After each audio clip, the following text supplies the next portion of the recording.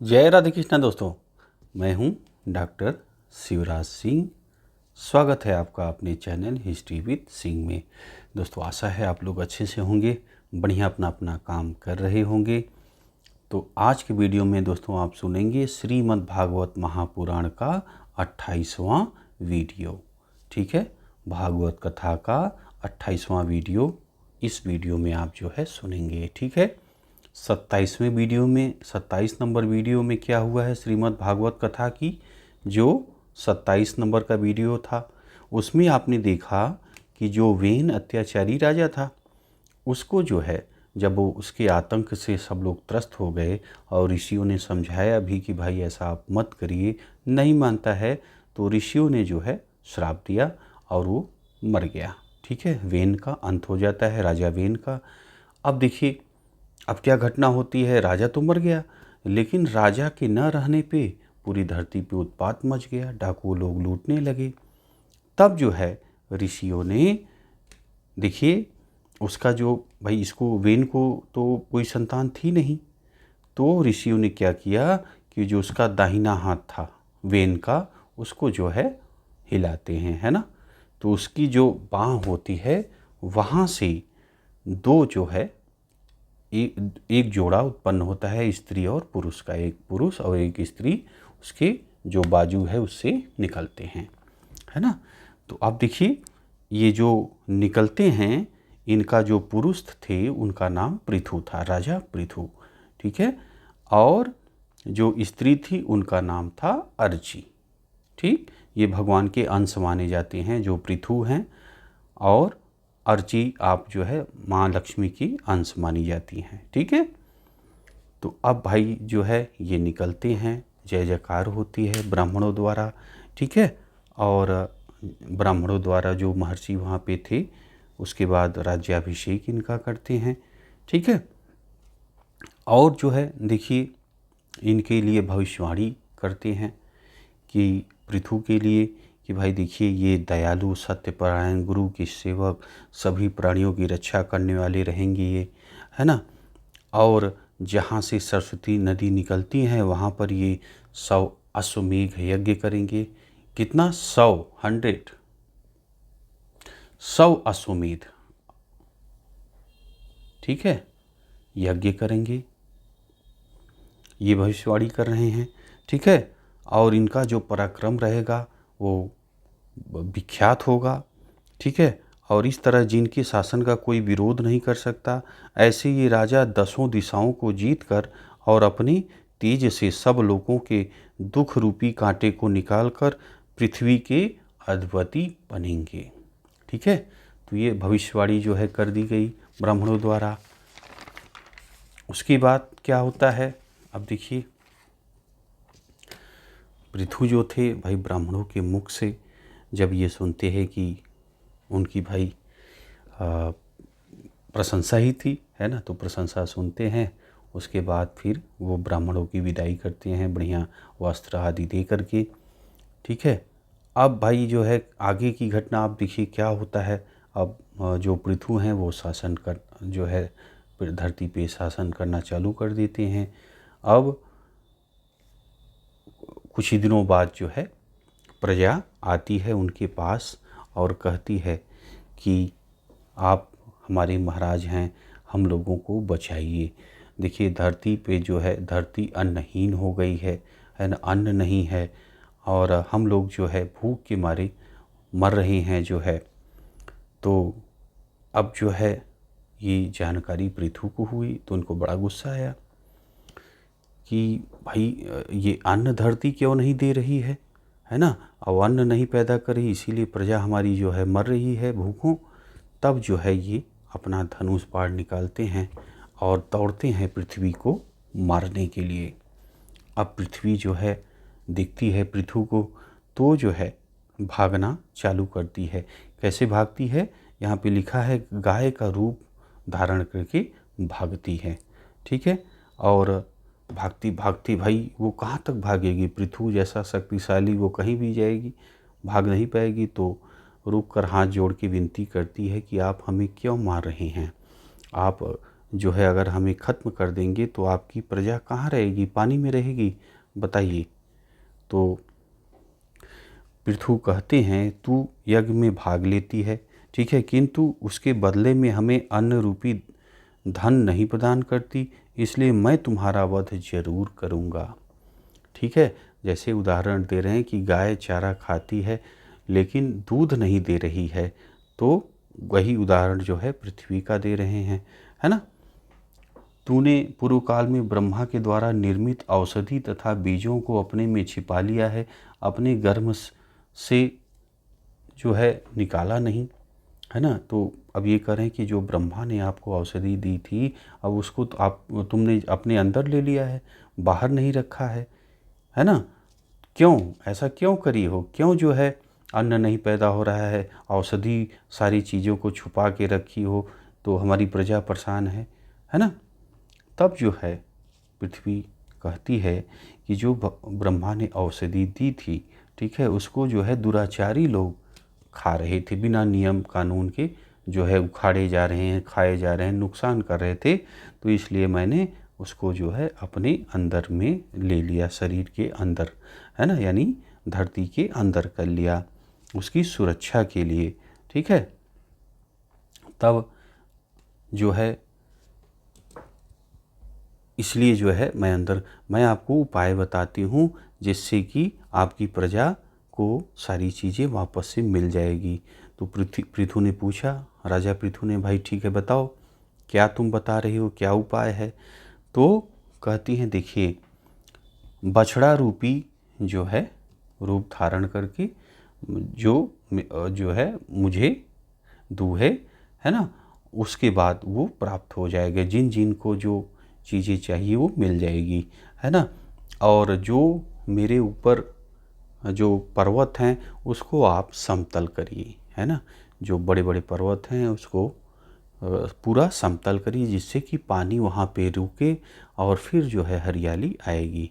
समझ रहे हैं, करें कि केवल उस समय पर्वत था, तो पर्वत होने की वजह से भाई जब तक पानी वहाँ पे रुकेगा नहीं कैसे हरियाली आएगी। तो वही चीज़ पृथ्वी जो गाय रूप धारण की हुई हैं पृथु से कहती हैं कि इन पर्वतों को ख़त्म करके समतल कर दीजिए और पानी रुकेगा और उसके बाद अन्न पैदा होगा। ठीक है, तो जो है यही काम पृथु करते हैं। तो अब देखिए बछड़े रूप में धरती ने बताया कि भाई जो है बछड़े रूप में जो जो लोग अपना आएँ और उस चीज़ को दूध रूप में दूहें, है ना, उसको दूहें और वो चीज़ें उनको मिलेंगी, ऐसा जो है पृथ्वी ने आशीर्वाद दिया। ठीक है, तो अब देखिए क्या होता है।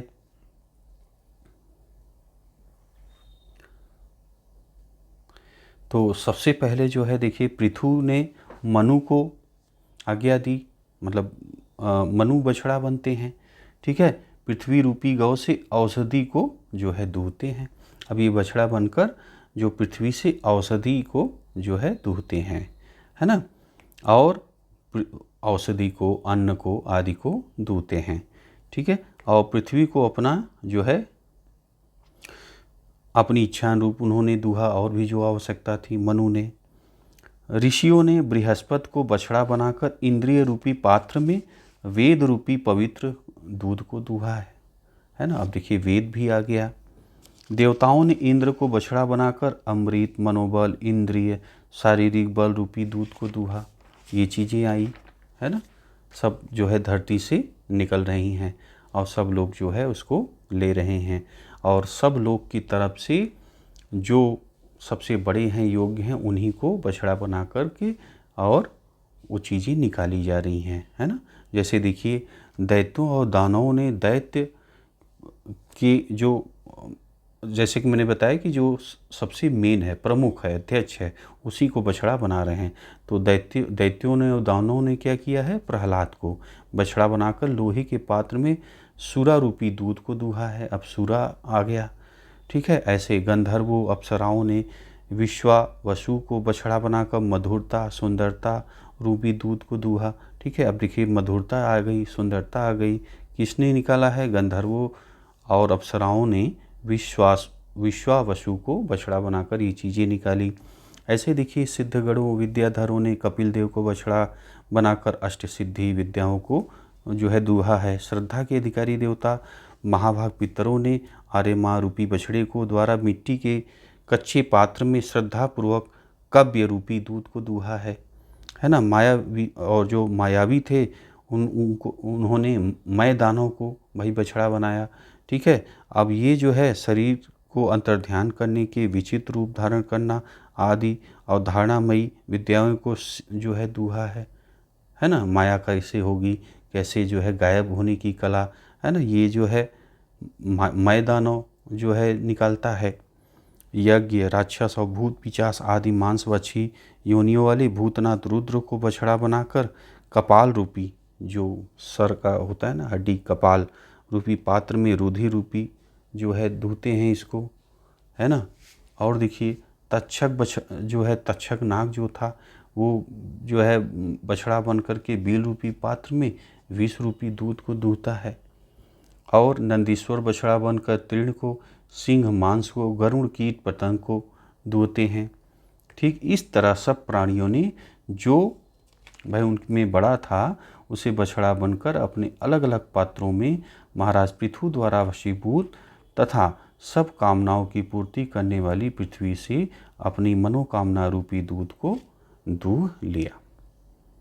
ठीक है, और देखिए पृथ्वी को आशीर्वाद दिया पृथु ने और पृथ्वी को अपनी बेटी मान लिया, है ना। पृथु ने पर्वतों को जो है तोड़ करके और इस धरती को समतल कर दिया। किसी किया धनुष के जो आगे का भाग है, अब जो पर्वत थे बड़े बड़े पर्वत उनको ख़त्म कर दिए, ज़मीन समतल कर दी और पानी रुकने लगा। अब इससे जो है अन्न का उत्पादन हो जाएगा, है ना।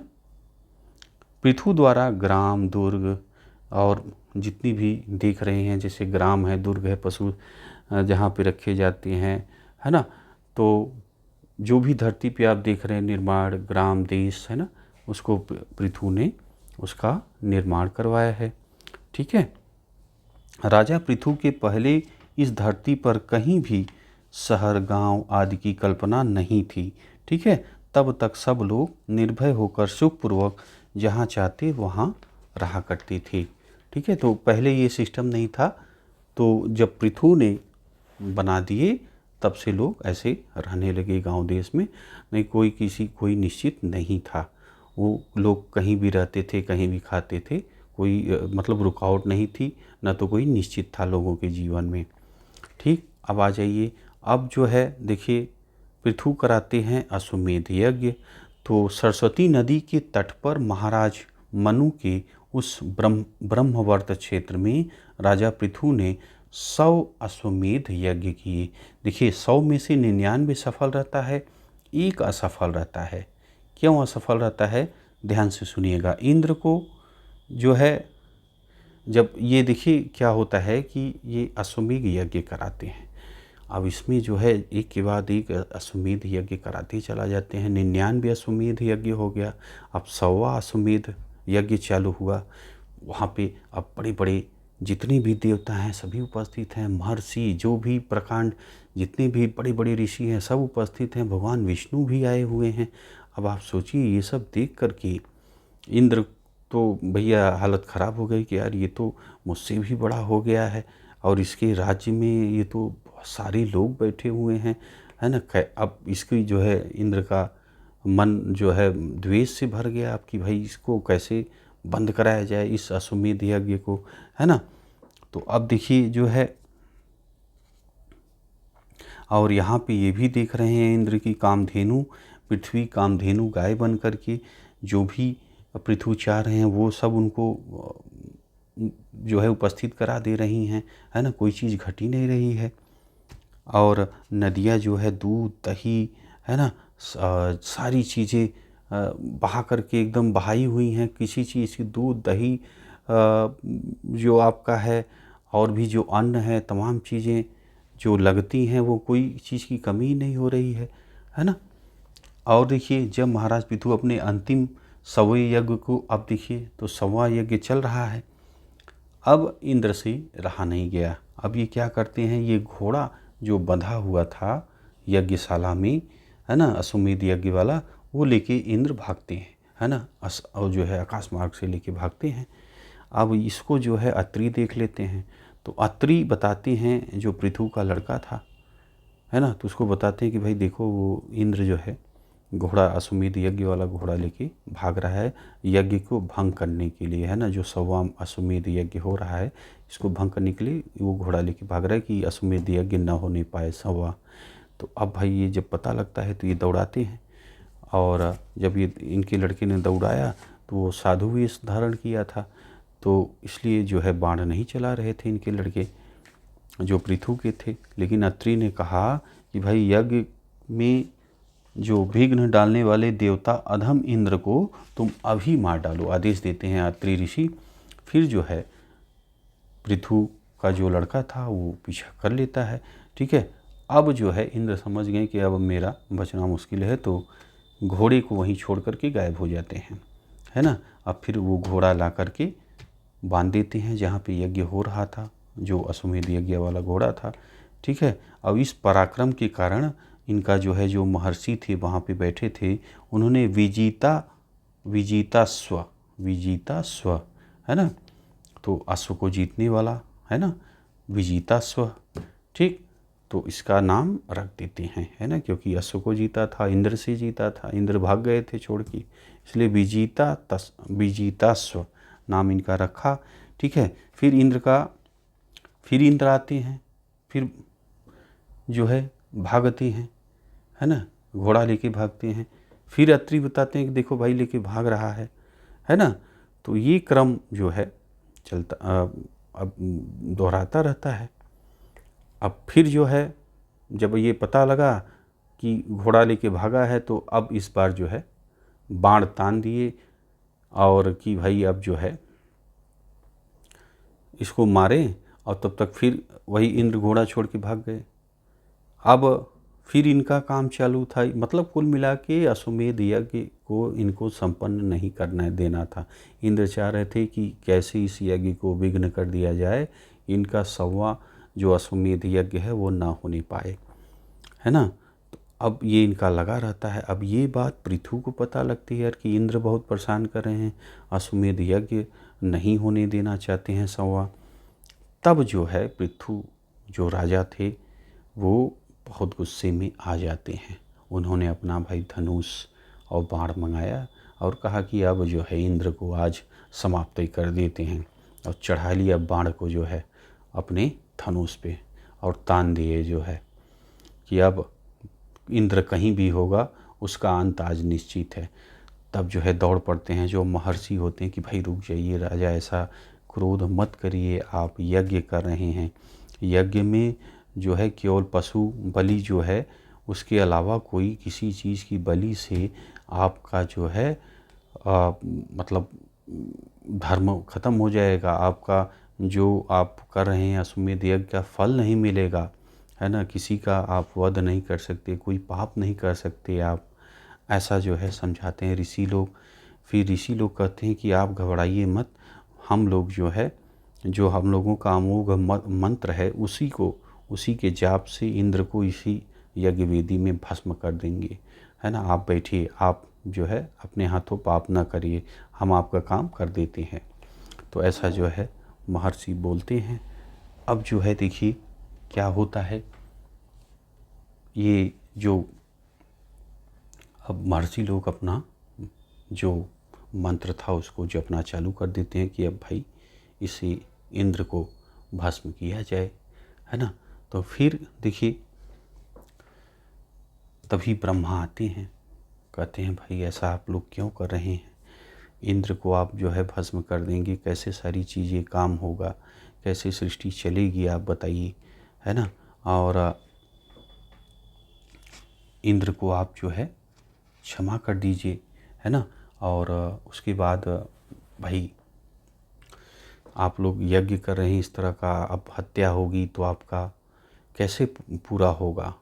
और फिर जो महर्षि लोग थे, ब्राह्मण लोग थे और राजा हैं, आपस में विचार विमर्श चलता है कि देखिए इंद्र बार बार ये भंग कर रहे हैं, और अगर इस तरह का जो कार्य किया जाए जिससे कि इंद्र की हत्या हो या ऐसा अधर्म हो, तो तब भी जो आपका अश्वमेध यज्ञ का पुण्य है वो नहीं मिलेगा, है ना। तो इससे अच्छा यही है कि आप इसको जो है रोक दीजिए, है ना।